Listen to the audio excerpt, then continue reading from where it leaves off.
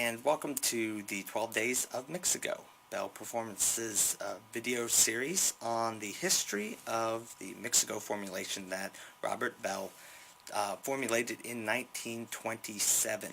And today we're going to talk about just how the world has changed since Mixago was first introduced way back when. The world definitely a much different place than it was in 1927. So what were some of the things that were going on in 1927? Well, first of all, 1927 was the middle of the Roaring Twenties, time of great prosperity in the United States.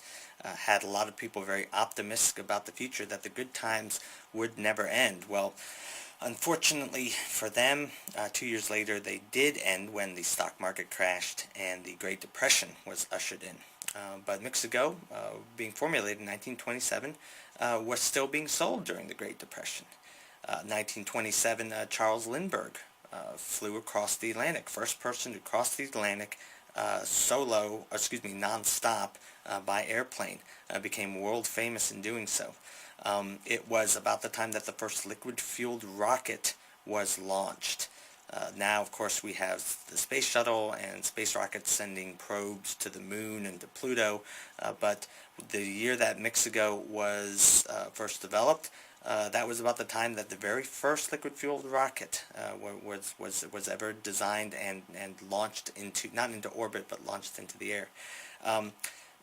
Movies, Christmas is big movie season with a lot of blockbusters, but 1926, the year before Mixago was introduced, 1926 was the first year of the first talking picture. The auto industry, if you look at the state of the auto industry, 1927, the auto industry was absolutely thriving.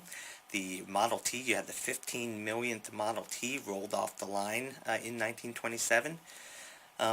The Swedish automaker Volvo was founded, and then its first automobile rolled off the line in 1927.